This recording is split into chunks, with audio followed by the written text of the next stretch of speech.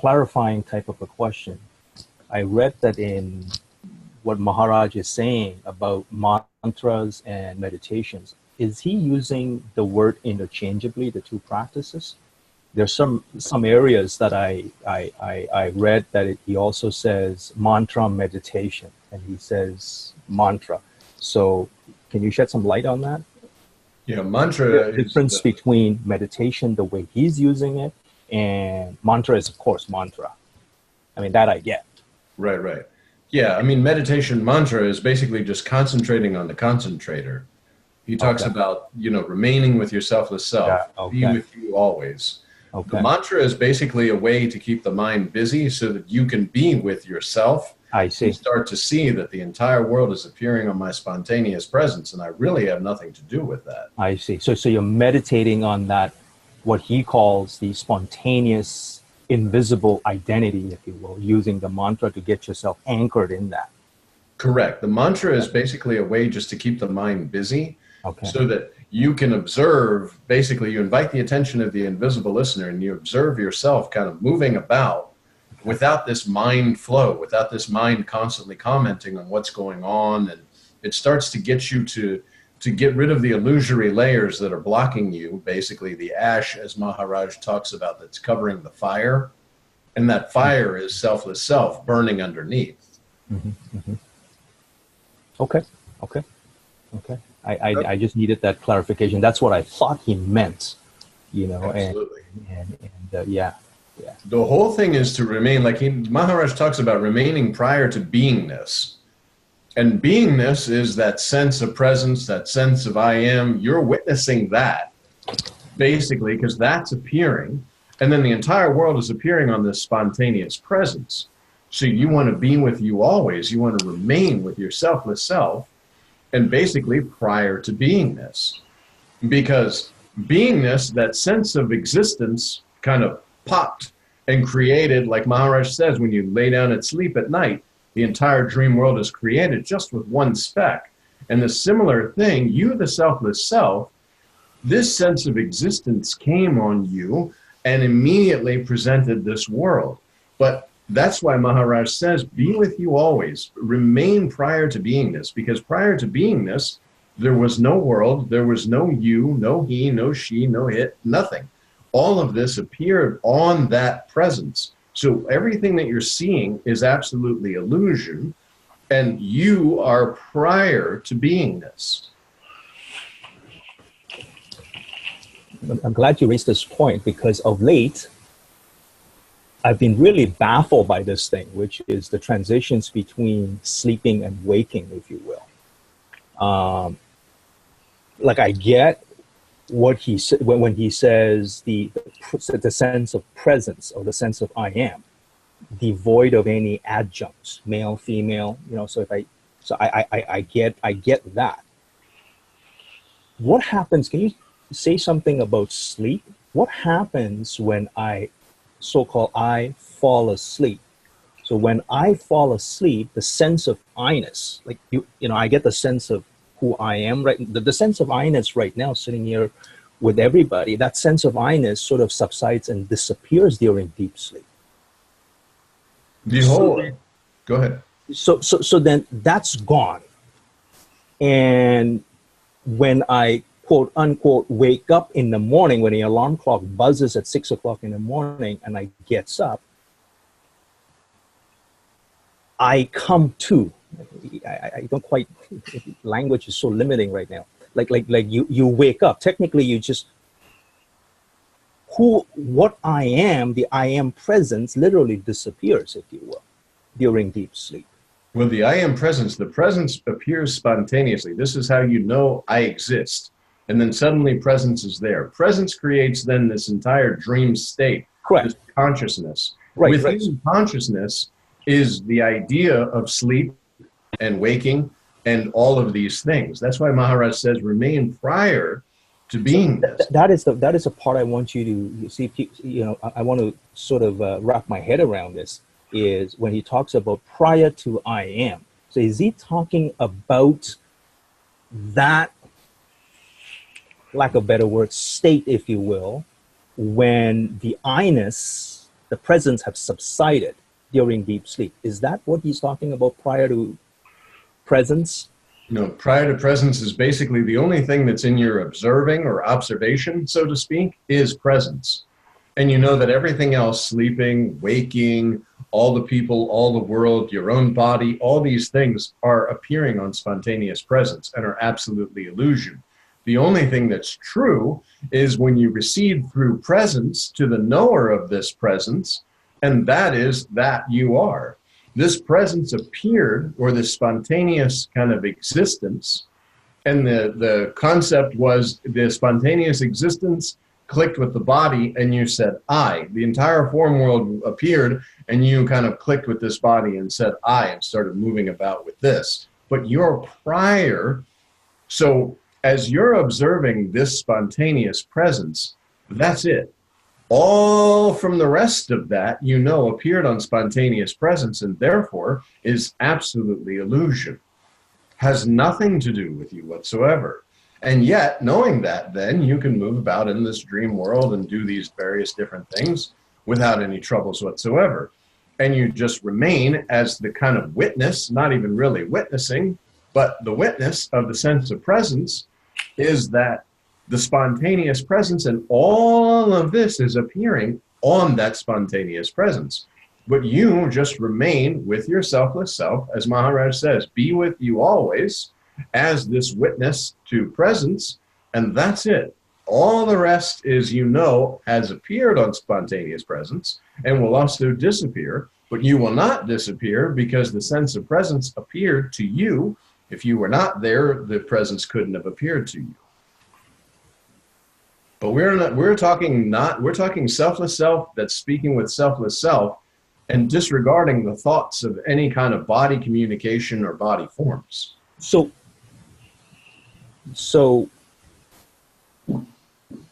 from a languaging point of view, what is the difference between selfless self and the I-ness, the I am?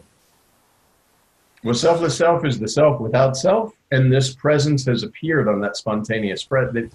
In other words, there you think of the absolute, as Nisargadatta Maharaj talks about. Absolute suddenly knows I exist. In that split second I exist projects this world. That world is projected on spontaneous presence. Now, within this dream state, your presence kind of attaches in the consciousness and believes that it's part of this consciousness and starts to have a local identification from which it perceives otherness and objects and subject, object, and all of that. But Maharaj takes you to the place where you are merely, and the only thing is you be with you always and witness this presence, and that's it. All of the rest, you know, appears on spontaneous presence. So you're still able to do your job, do your duties, move about, but you're not concerned with the dream world at all, because you know from your position, the only thing you're witnessing is this sense of existence.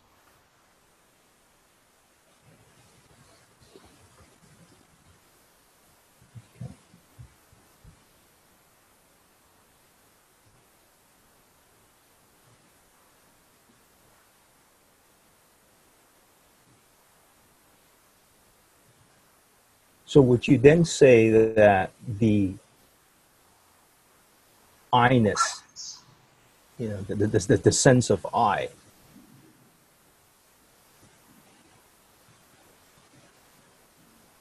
is still a projections coming out of the selfless self?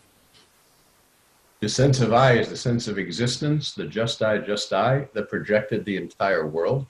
And it's basically just, it's spontaneous. It's just suddenly the absolute that you are, know you are. And this you are then creates this entire kind of consciousness in which all these things are appearing. But this is the only thing when you are witnessing this sense of presence. As Nisargadatta Maharaj says, Ramakant Maharaj says, witnessing spontaneous presence, everything is appearing as illusion.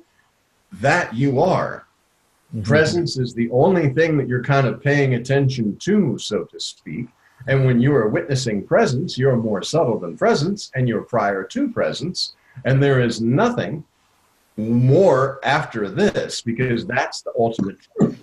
There's So, only the presence can be witnessed. okay. So when you say that,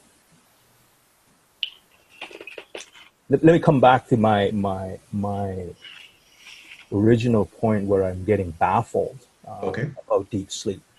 So when I Well, like, forget about, remember, deep sleep is only an appearance inside the bubble of illusion and absolutely has nothing to do with anything and can only be from the position of an individualized identity that believes somehow I'm sleeping and somehow I'm waking. so There is John, no sleeping and waking. so then would you then say that the I-ness that I feel right now, so to speak, like I feel alive, I feel a sense of I, very much alive, that disappears when I sleep.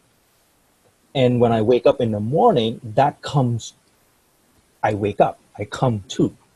Actually, the I doesn't disappear when you're sleeping because you'll have an Say more about that. individualized Say more about that. state. When you lay down at night Right. and you're kind of keeping that consciousness or whatever you Right. want to call it, it projects the dream world. And you're the constant in which all these different states are appearing. Your presence, all of these states are appearing on your spontaneous presence. Dream state, deep sleep state, waking, walking around state, all of these things are appearing on presence, but you're witnessing only the presence, the sense you are.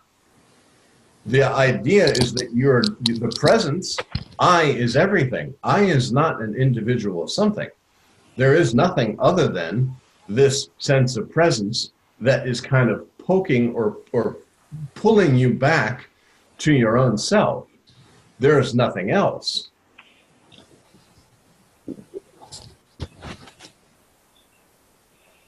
Following along what you're just saying, with my original statement of the I-ness, so would my definition of I-ness still be a person then? That's No, why it sleeps? no. But I is everything. I is Okay. presence. Okay. Okay. You're labeling I as an individual or as this is my body. I go to sleep. I wake up. Sometimes I can stay up for 2 or 3 days at a time, but that's not, the presence is continuous. All of this is just in the bubble of illusion. There is no John and Kathleen and Keith and I'm sorry, Basil. There's none of these. This presence that's kind of just you. You did not know that you existed. Maharaj talks about the nothing. And basically, the nothing is prior to beingness. The witness of beingness. Beingness appeared to this nothing. Therefore, this nothing had to be there for this something to appear. Everything that you know, all the process, all the people, all the world, everything is appearing in the something or in that sense of existence that suddenly appeared. But in reality, it's appearing to the nothing. And when this something is gone, nothing will remain. That nothingness has been labeled Brahman, Atman, Paramatman, God, Master.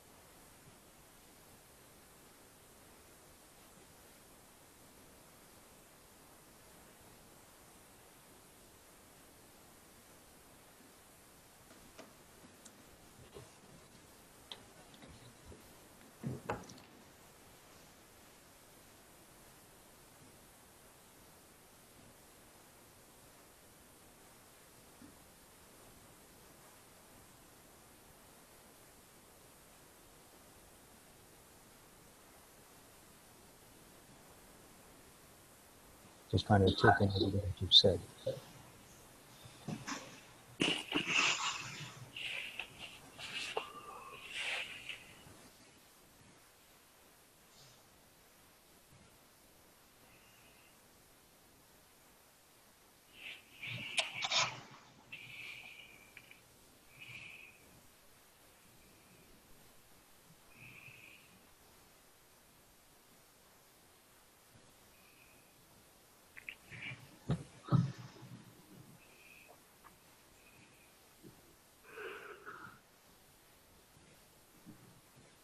I guess when I feel that what I would call free state or selfless self, it I can view it as feeling like a something is there, but also it's so undefinable, it's so beyond words that it is nothing really. So is that sort of like what we're talking about here? Invisible, anonymous, unidentified identity.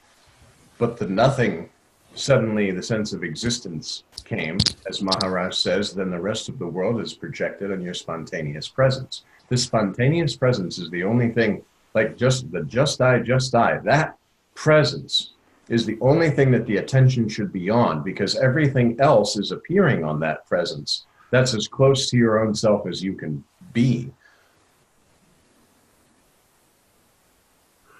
The mind will tend to interpret. No. Mind is gone because mind came along with the body, mind, ego, intellect. And the mind can only present thoughts and ideas to you in form because that's all it knows. All the form world and all the impressions, the memories and the expectations and all of these things that have been recorded have only been recorded from a perception of a body.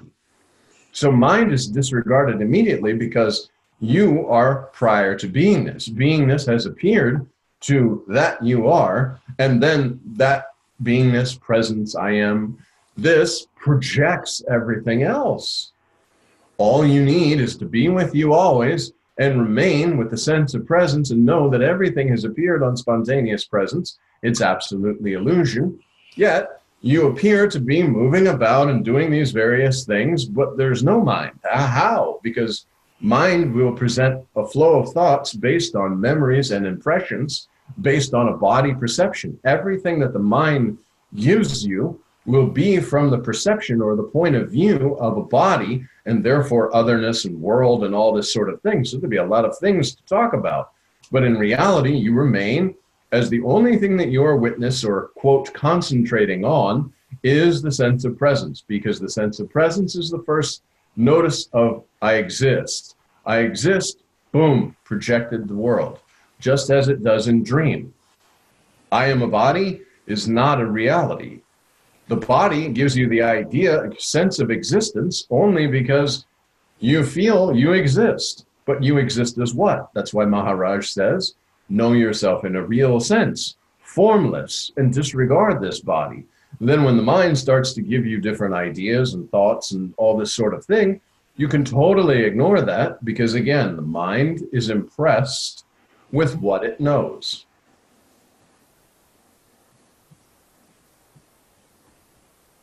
Yeah, that's what I'm saying, that I do pick up that interpretation. I start interpreting through the mind, but I'm noticing that that's very much connected with desires, because I'm very much still, I get easily wrapped up in desires. You see, desires are even further removed from you. Yeah. Your attention is on your sense of presence. The sense of presence is where, and if things are out here going on, you know, this appeared on my spontaneous presence, I remain with the presence. When I remain with the presence, of course, that puts me in the place to witness this presence. Therefore, I'm prior to presence, and all these things have appeared on presence. So therefore, I'm like 20 times removed from any of the activity of the world.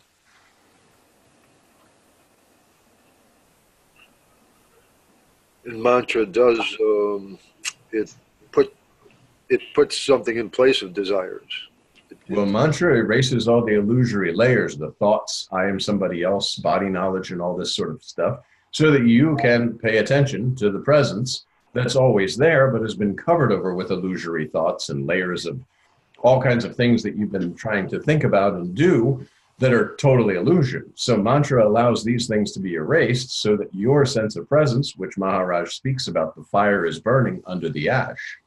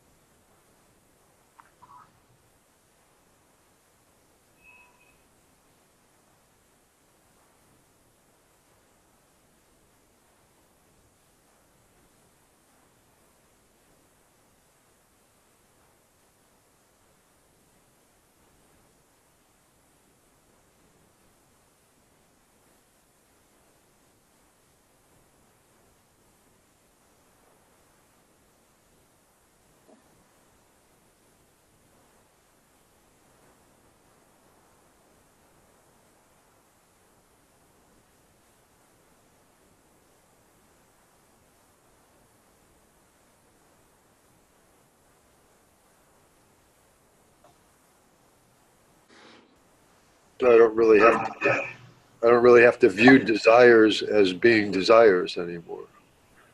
Well, again, if you remain with your sense of presence, then, and only have attention on this, then there won't be any desires for anything. How can there be? Right? That's one. You know, it's like, as Maharaj says, you use one thorn to remove another thorn and then throw both thorns away. The first thorn is, I am presence. I am just this presence. And then you automatically know all the world is appearing on that spontaneous presence. That's the thorn then that's thrown away when you understand that I'm witnessing this presence, so I'm prior to presence. So if I'm the witness of presence, presence has appeared to me, and the entire illusory world then appeared on this spontaneous presence. I'm totally out of it.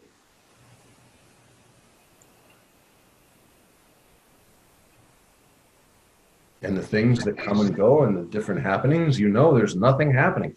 There can't be anything happening. There can't be a body. There can't be death. There can't be birth. No one's born. No one's dying. Nothing's happening because you're witnessing presence, and the entire world was projected on spontaneous presence, and everything that's projected on spontaneous presence is illusion. The only thing that is not illusion is the seer. The seer is the witness of this presence. And this you cannot describe. This is, there's no description for this.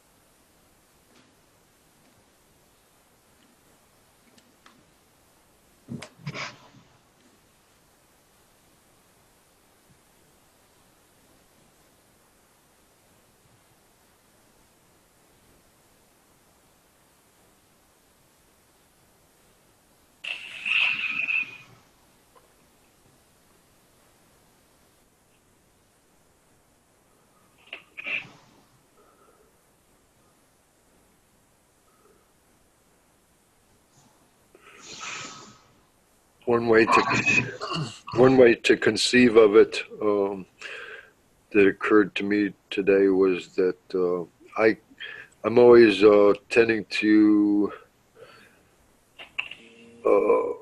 I contemplate with open observation, and thoughts come to me that seem to be thoughts are pointing out what is not known, basically. But I'm still, it's like I'm still using this like a technique to try to get there, to get to non-conceptuality through non-conceptuality, but it just doesn't really.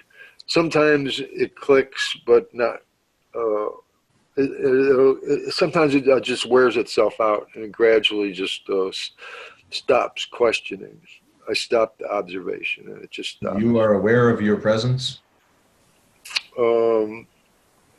Sometimes at the end of this process that occurs, but I was just noticing that in reality I can't get there from here to freedom. That freedom is actually like something that's there, and it kind of just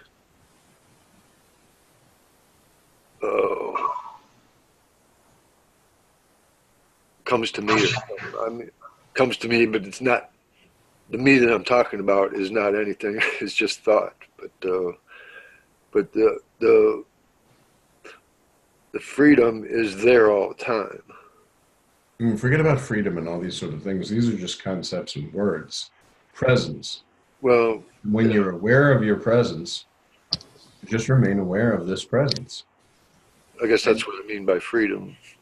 Okay, well, but this presence, this sense of presence, no matter what's going on, remain there.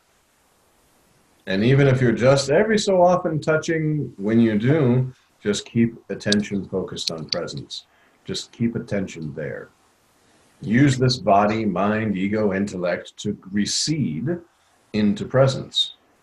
And no need to do acrobatics and figure it out. Just understand that your mind is totally useless, other than it allows you to witness what is underneath this flow of thoughts.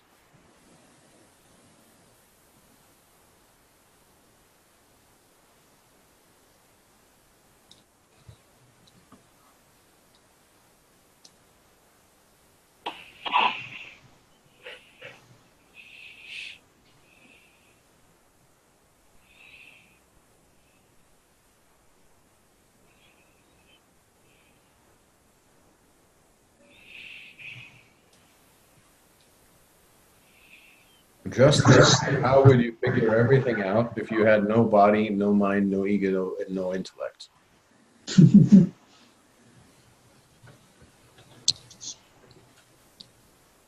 Formlessly try to figure things out.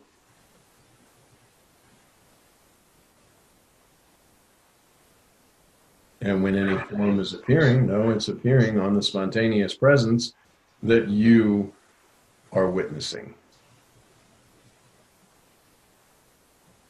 And we talked about that little exercise about closing your eyes and you can still see. So you know that this physical body, these eyes are not doing anything because I can still see whether these physical eyes are here or not. So that gets rid of body and world. Then I am still seeing, and if I close my eyes and I sit long enough, then thoughts and different impressions may come. And so I'm witnessing this mind, so to speak, this flow of thoughts. And I'll also notice, if I sit long enough, that there will be a gap where there are no thoughts, and yet I am. So this mind, even when it's not producing thoughts, I'm prior to this mind, because whether the mind is there or not, I am. And I am sitting here behind all of this as the witness, and I start to sense just this very subtle feeling. And I'm not paying attention to thoughts anymore. Now I'm paying attention to that very subtle feeling. And then I can open my eyes and keep that very subtle feeling and continue with that.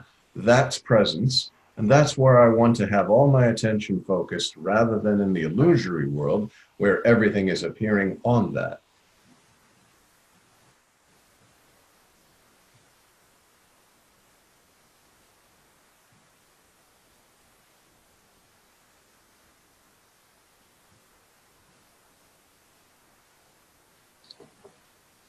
John, on that note, can you expand a little bit on, you're saying concentrating on the presence, putting your attention on the presence, and what happens to the flipping and the flopping, so to speak, when concentrate, your attention is on the presence, you're sort of like calm, peaceful, and then you get drawn out, by the wolves, so to speak. The flipping and the flopping, you get triggered, you become angry, you become carried away, if you will, by life, by the flow of life. How do you then come back to this position of witnessing, or this position of abiding? As soon as you've witnessed yourself, we talked about the chariot.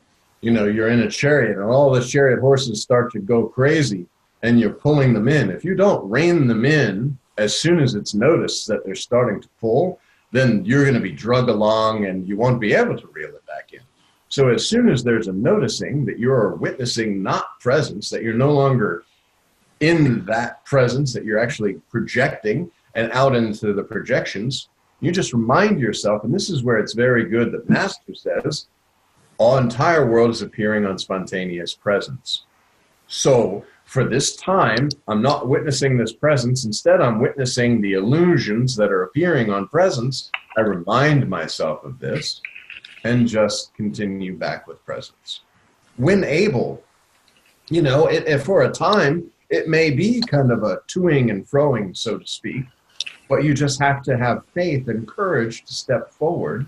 And as you continue to remain more with your spontaneous presence, that invisible witness kind of pull, you're more, I mean, because we talked about too, you'll start to use this body as nothing more than a nectar of immortality, that you'll be drinking presence from the cup of this body, and you won't be concerned about the things that are appearing on that presence. You'll just be remaining. And from the point of view of being able to witness presence, this is the absolute. This is the ultimate truth. All of the world is appearing on spontaneous presence, and that's the only thing that you witness, that you kind of hold on to. Everything that comes and goes, after a while, like Maharaj says, the conviction will be that I'm formless, I'm bodiless. I never was a body. I am not body. I was not body. I'm not going to remain the body. Body's not my identity at all. So I don't have any concern about what the body's doing. No concern just means I'm the witness. My attention, so to speak, is holding on to this presence and be with you always, rather than allowing your attention to go outward. And just as soon as you notice it, don't allow mind to sit there and say, oh, I can't believe I got caught up in the world and blah, blah, blah. No. Just notice and remain.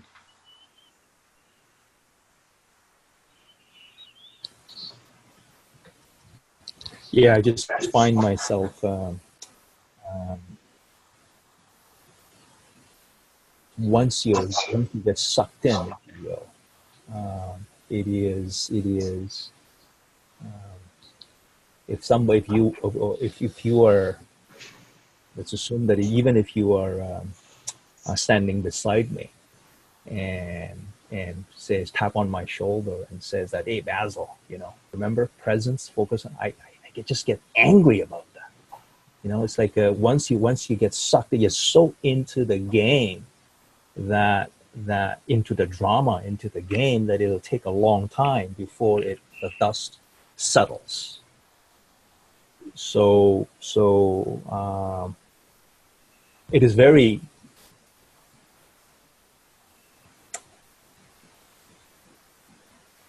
challenging, to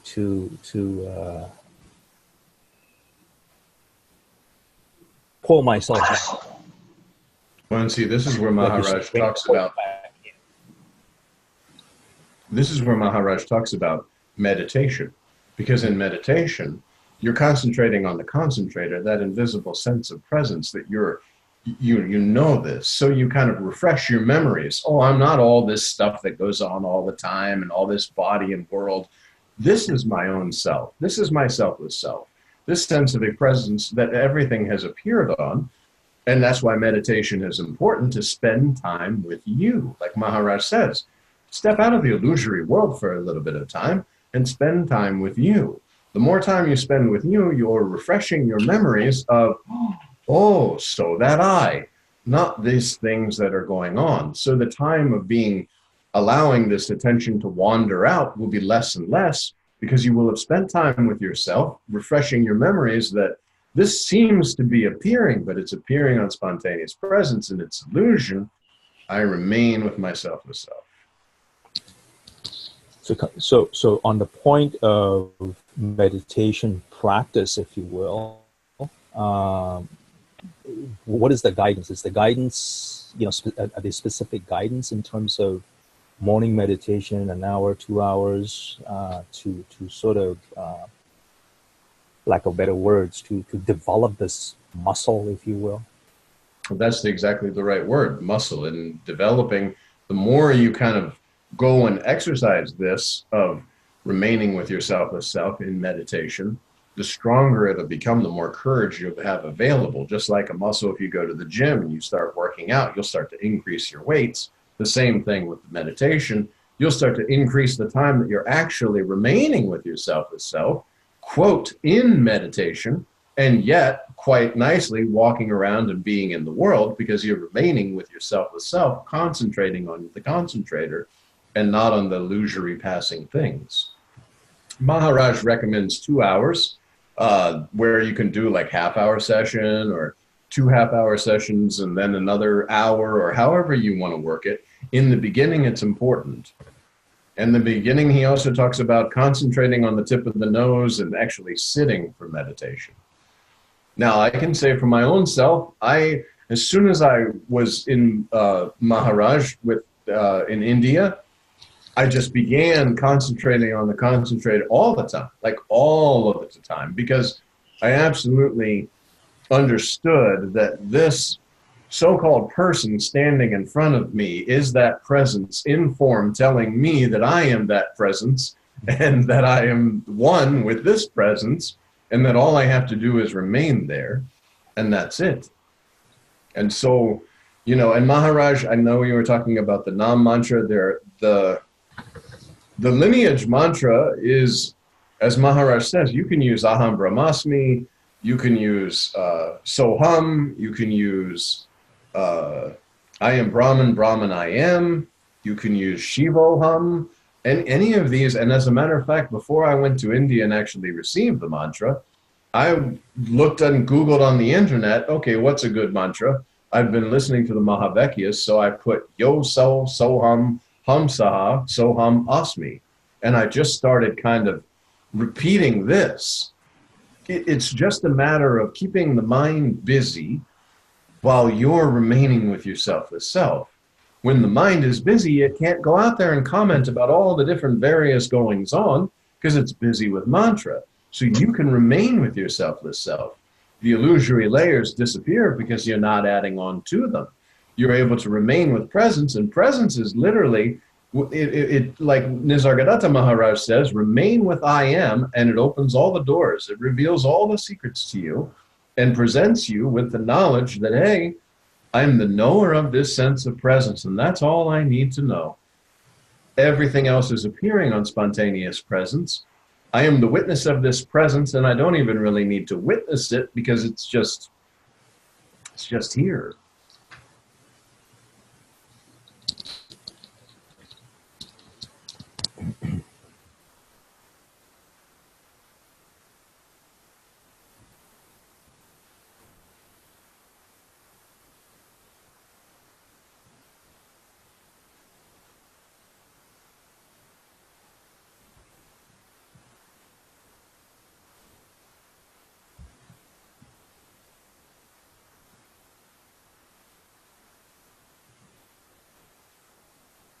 Yeah, it's reprogramming. Yeah, like Maharaj says, the antivirus software. The virus is I am somebody else, and all these other viruses have attached to this I am somebody else and have totally corrupted the files. And now you're placing the antivirus software, which is erasing this concept of I am somebody else, I am a body in a world doing all these things, and you get to erase the illusory layers that are pressuring. Because the pressure of body knowledge is I am somebody else, I know this, I have these feelings and all this kind of stuff. And that's trying to pressure you into a body. But you can get rid of all of that, as Maharaj says, remain prior to beingness. Were any of these feelings here prior to beingness? Was any of this happening prior to beingness? Prior to beingness, there was nothing. And then suddenly there was a sense of existence. And this sense of existence projected this entire world that you are believing yourself apart for a time.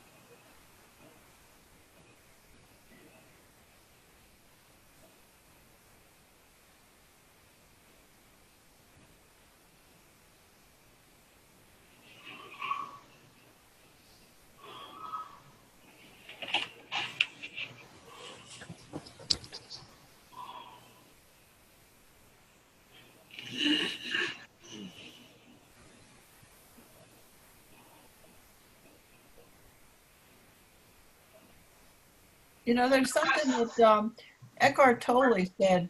He said, never give 100% of your attention to the external world. It's possible to bifurcate your attention so that part of your mind is always focused on the presence, and the other part, if you can be doing whatever you're doing your job, you're doing whatever you need to do in the world, but you're not giving that 100% of your attention. Well, again, if you remain with a sense of presence, all these things are going to occur naturally and spontaneously. Everything will be spontaneous action without the need of a thought process or sort of thinking about something. Yeah. What needs to be done will be done. Because remember, there's no deed and no doer. Right. You're prior to all of this, and that's the truth. So you remain prior to beingness as the witness of this beingness, this spontaneous presence, and know that you don't even need this presence. You are, because if there wasn't a you, then spontaneous presence could not have appeared to anything. It just wouldn't happen. So you know that this presence that appeared, the sense of existence that projected this entire dream world, this entire existence, this consciousness, whatever you want to call it, all of that's absolutely illusion. Because the very first thing, the I exist feeling, is illusion, because it comes and goes.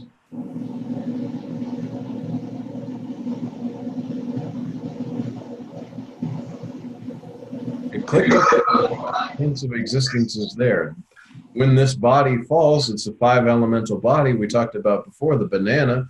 When it rots and melts on the floor, when this body does a similar thing, then all the separation from the body is occurring. There's no longer this pressure of existence. There's no longer this sense of existence. And yet, the sense of existence that appeared to you will also disappear, so to speak, but you are. So that I. So whether the present, and then all of this world that was happening and all that appeared on the spontaneous presence. Presence is going to not be there for all the time. There will come a time where this body is no more. You will not be able to utilize this kind of telescope into this consciousness.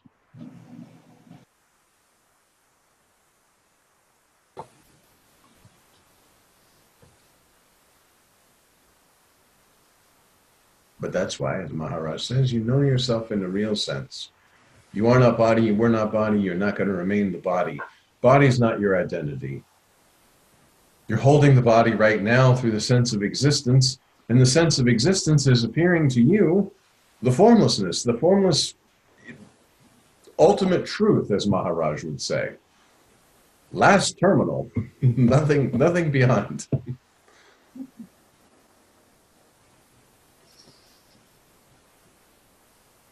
Yeah, you can recommend. I recommend a book called Ultimate Truth. Is Yes.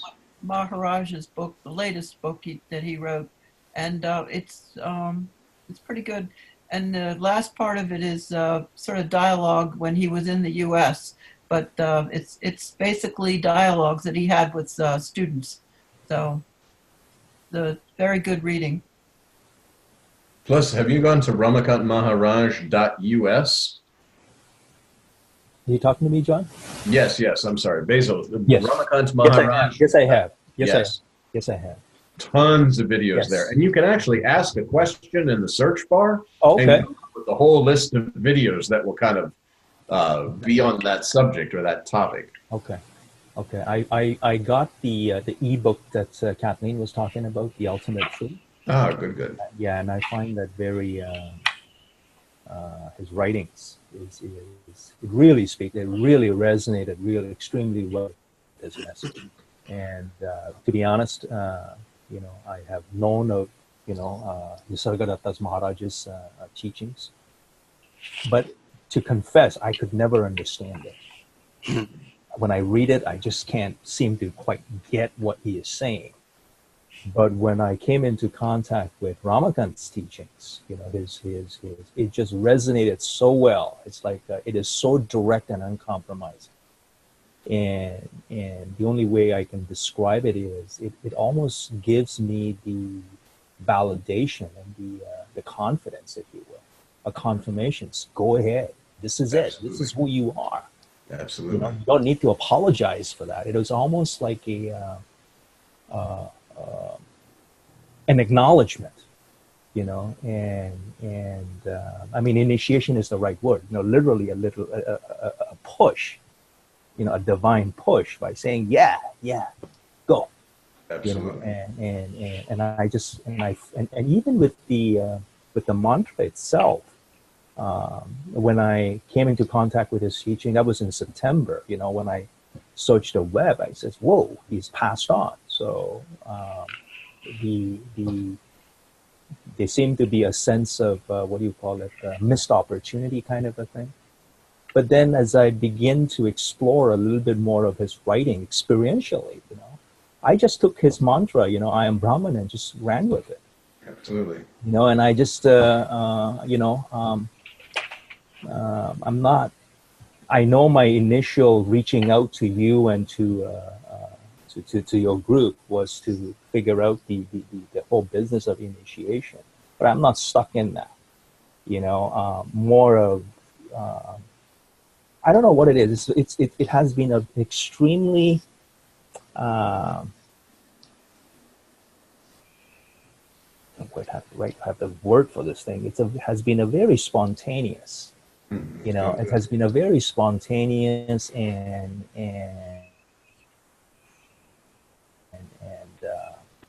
meaningful, you know, digesting, if you will, of his entire message. You know, it is so simple, yet it is so comforting. That's the right word.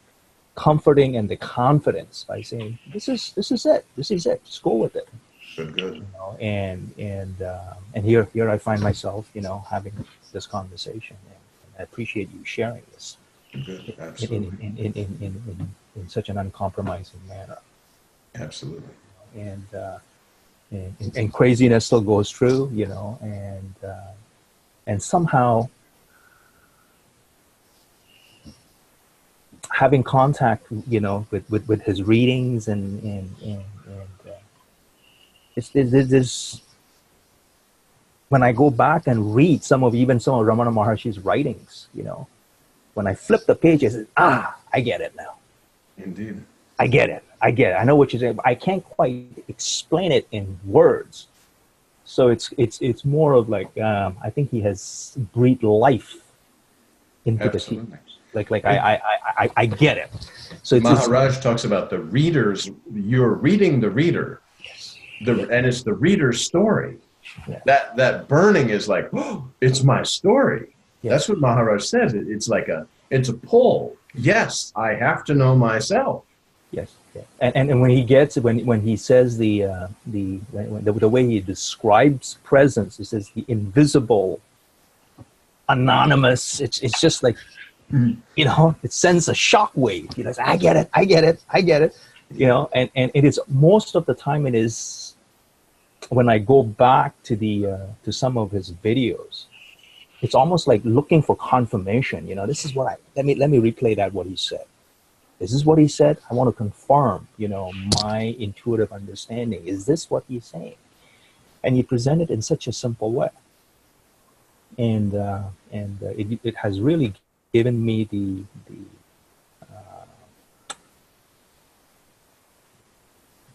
the blessings and the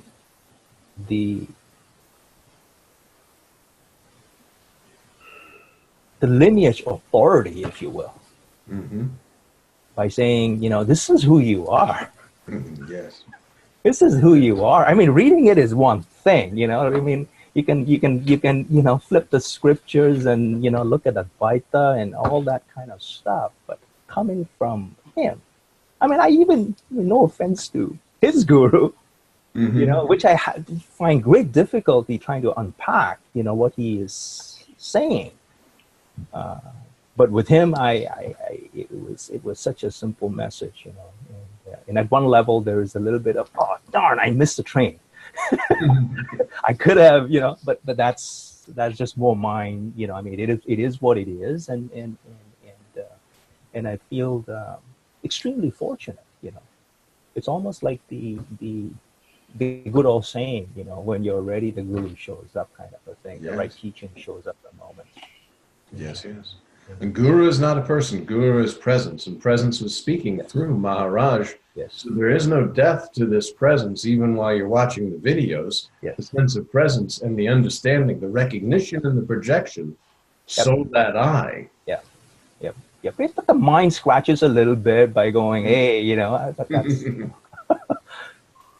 so here it is. Here is here we are. Thank you. Good. I don't know why John is doing all this speaking, you know, to reach people and putting on YouTube, and you come along, and that's why we're here. Thank you. I think it has been, you know, this is one of those benefits of technology, true benefits. I mean, we're not going to talk about the downside of it. I mean, this is the true upside of it, you know, that we can share at this level. You know.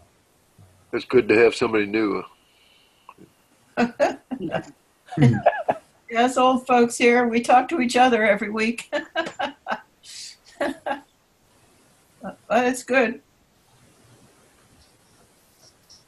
I noticed one video I like a lot is it's Tukaram Bhajan. It's got caption. Abhanga. Yeah, the 12 Abhangas. It was posted by you. It's about 12 minutes long. Yes, That's it's really the whole. It's the ashram singing the Abhangas, and then I went in and put like the captions and everything there, and did that. I think I did that like right after coming back from India. That's really powerful. Before going to India, I had read something about these 12 Abhangas, and I started reading that prior to going to India. That was like one of the things that was spontaneously occurring. That and the Mahavekyas and such, kind of replacing my normal routine, so to speak. They started to just kind of work their way in. But yeah, the Abhangas are very strong. All the bhajans are very strong, but the Abhangas are very, very strong. There's also a new one, not new, but relatively new, of Balsed Maharaj, Nama Yoga, or something like that on the YouTube, and you can look at that, and that's like only 6 minutes long, and it's got a very nice bhajan going on behind it, but it's actually from Nama Yoga. There are several passages from that are displayed that have the captions to it. How do you spell that? What? Well, what I can do is I'll send out at the end of this or whatever, I can send out, when Kathleen sends out the recording, I can send out the link to Balsed Maharaj, the Nama Yoga. Also, Basil, because I have a YouTube or a drive, a Google Drive filled with lineage texts that I can send and like share that, so you can go into that folder and see. Perfect. Look forward to that. There's many things like transcripts and stuff from the ashram and that sort of thing. Terrific. Yeah, and I send out a recording, Basil. After this is over, I'll, Zoom will send me a file, and then I copy it and send it to everybody who is interested in, there's a list of maybe 8 or 10 people that want to get the recording.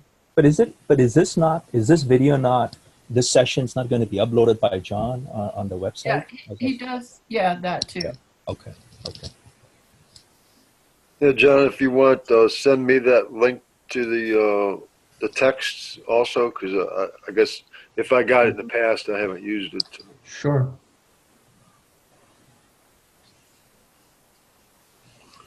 Well, I guess we're at the time. I just noticed, yes. Wow, time flies. All right. Well, very great. Okay. Thank you, everyone. Thank you. Thank you, everybody. Enjoy Nice your meeting evening. everybody. Thank you, John. Nice Take to care. meet you. Forward to next week. Thank you. Thank you.